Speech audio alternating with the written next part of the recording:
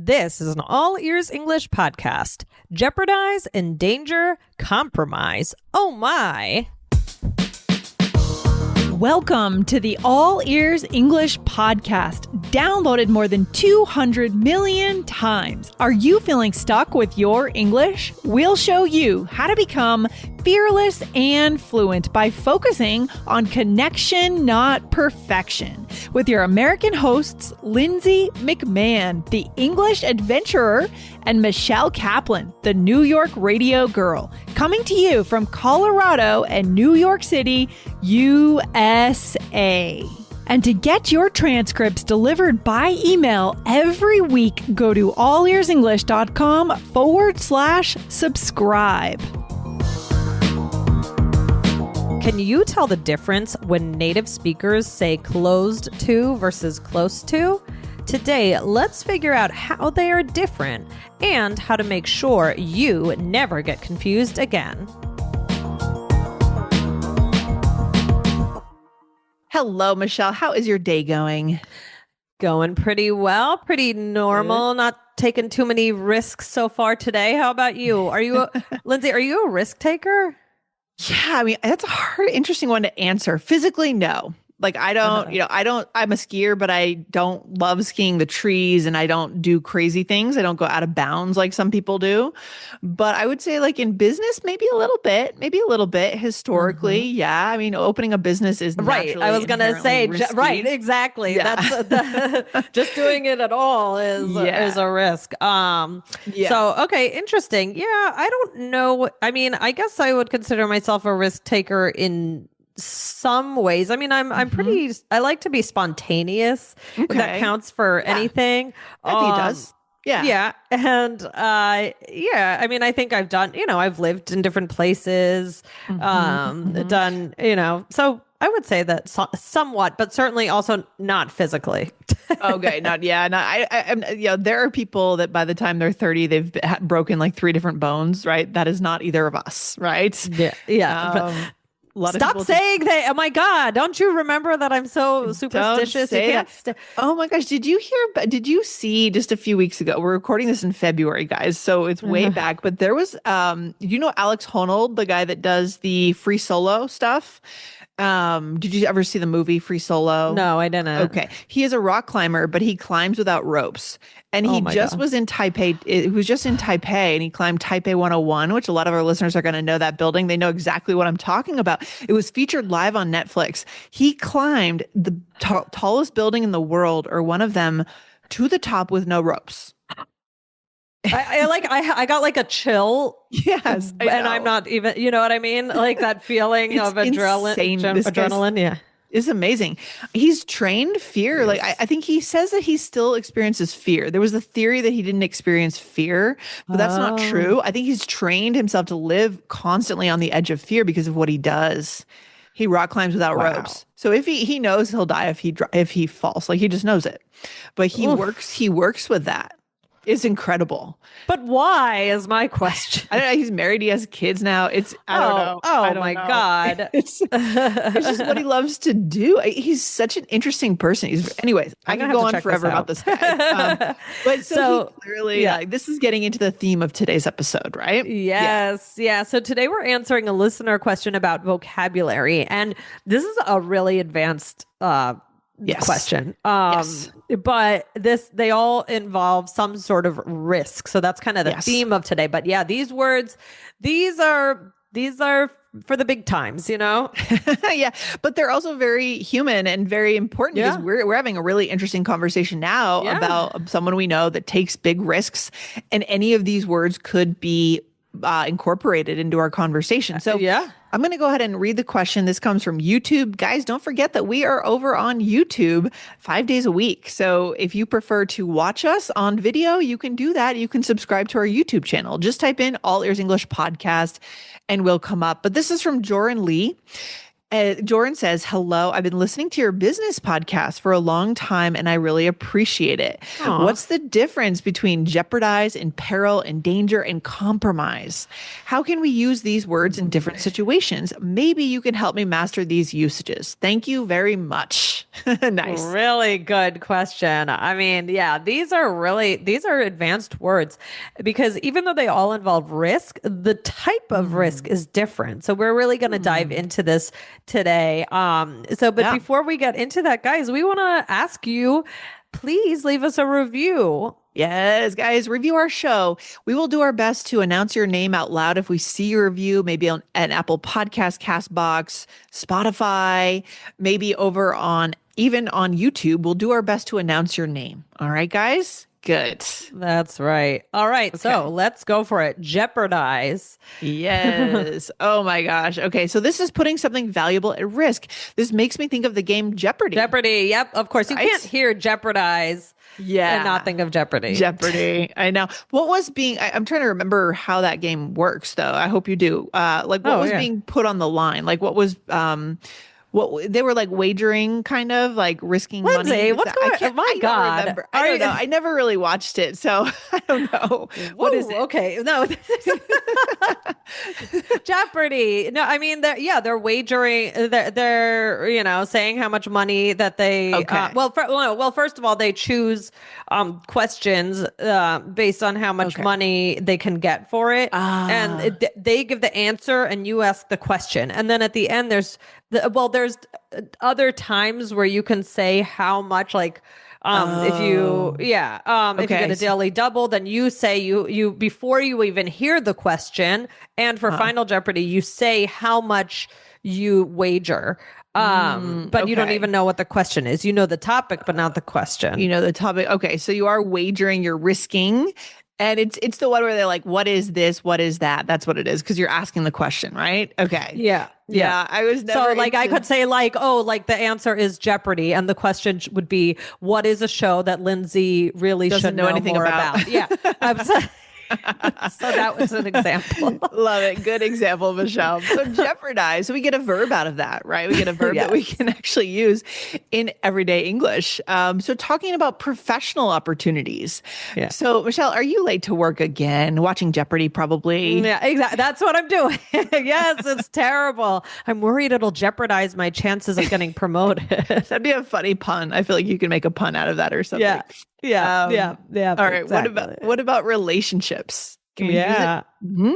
So why don't you just lie? I don't want to. It could jeopardize our relationship, and we're already on shaky ground. Yeah, probably never good advice to just lie. Right? Yeah. Maybe you should fire that friend. Yes, exactly. Fire the friend.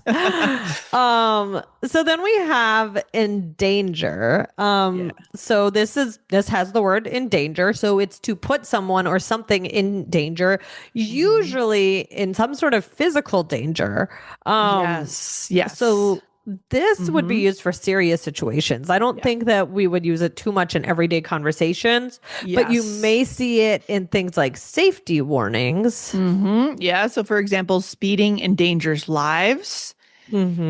Or the storm is endangering coastal areas. Right. Or you hear, sometimes maybe on a warning label of like an alcohol bottle, right? Alcohol endangers your health. You might see that. There's also the concept of child endangerment where people end up like in jail or something if they've put their child in danger in some way, right? That sort of thing is a term. Okay. So endanger. Endanger. Yes. Kind of a high level word, kind of a fancier word though, Michelle, wouldn't you say? Yeah, absolutely. And then the next one is imperil. So this is spelled Imperil. Tell us about this one. Well, this isn't used too much, but I love that our listeners are going to have it now in their back pocket after today.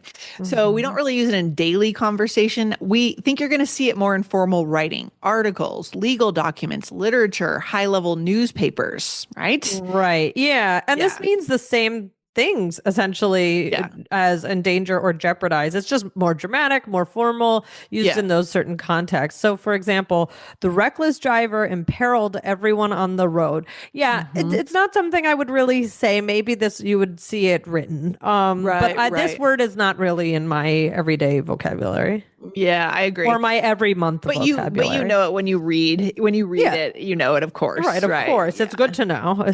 Yeah, or the CEO was committing fraud. Now his poor choices could imperil the entire company, or in some cases, entire markets. You know what I mean? Yeah. When one company makes a mistake like that, it can have ripple effects, which we've talked about on the show lately. Right? Yeah. And then we have the last word is compromise. This one is more common. It's interesting, but there's different meanings. Yeah. There's different meanings because normally I would say, oh, this doesn't belong in here, but it actually does if you use the right meaning. Right. Mm-hmm. So this is, again, you said it's not about immediate danger, but it's when something is going to work, but not quite as well. Mm-hmm. So let's see what that means in an example. Right. Okay.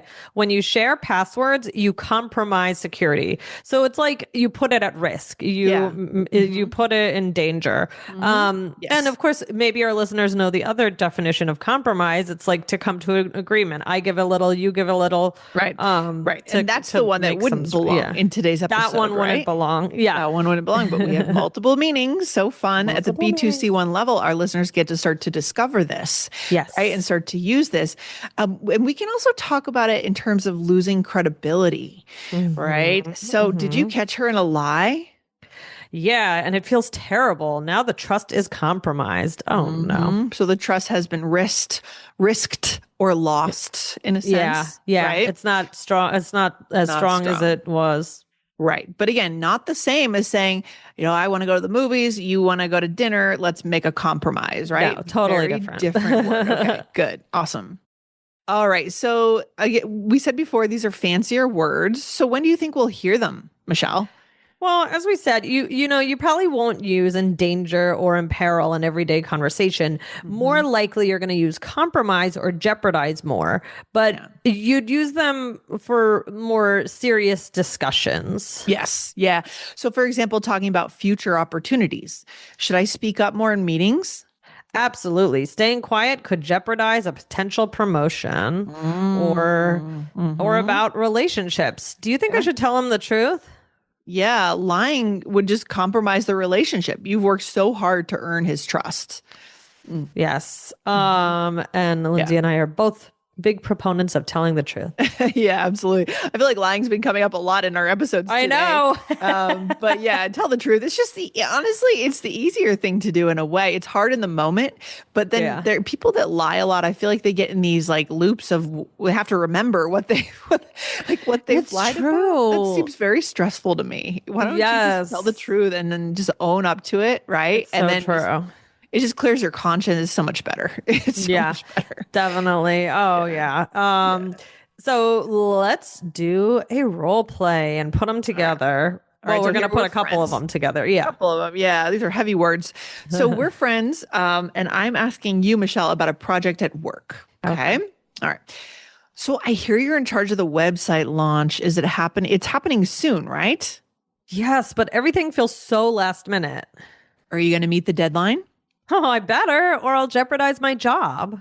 Oh, is there a way to cut corners to go faster? I really don't want to. It would compromise quality, and I really want to deliver a top-notch product. Nice. Okay, so here we use Jeopardize. So I said, are you going to meet the deadline? And you said... I said, I better, or I'll jeopardize my job. So I'll be putting it in danger or risking danger at risk. You may lose your job. Right. And then I said, is there a way to cut corners to go faster? And you said, I really don't want to. It would compromise quality. So bring down the quality, basically. Yeah, exactly. So we use jeopardize and compromise. Remember, guys, it's that different meaning that you maybe haven't heard about before today of compromise. Guys, go over to 2565. What was that episode all about, Michelle? That was Is English All Greek to You? I think you did that one with Aubrey. Title. Really good episode. Yeah. I love that title too. We talked about the use of, this is all Greek to me. It's so fun to throw that into your English sometimes, guys. Michelle, where should we leave our listeners? We've tackled some, very high level words today, but important words. Yeah. I mean, so we really talked about four of these that we talked about how compromise, And Jeopardize are going to be the more common ones you hear. And Imperil and Endanger, not quite as common to use just in conversation, but it's good to know these. You might read them, you might hear them on the news, so it's good to know all this variety. But this was such a good question. It was a great question. We love your questions, guys. Make sure to send them in to support@allearsenglish.com. Or you can also write your question right in wherever you leave your review and your rating. You can write your question and we will see that because we do check our reviews frequently. All right. Absolutely. Great. Good. So, Michelle, you have a good rest of your day. And I wish you all the best for the rest of the day. All right. Go watch Jeopardy. Bye. Yeah, I got to beef up on that. I know. All right. Take care. Bye. Bye. Thanks for listening to All Ears English. Would you like to know your English level? Take our 2-minute quiz. Go to allearsenglish.com/fluency score. And if you believe in connection, not perfection, then hit subscribe now to make sure you don't miss anything. See you next time.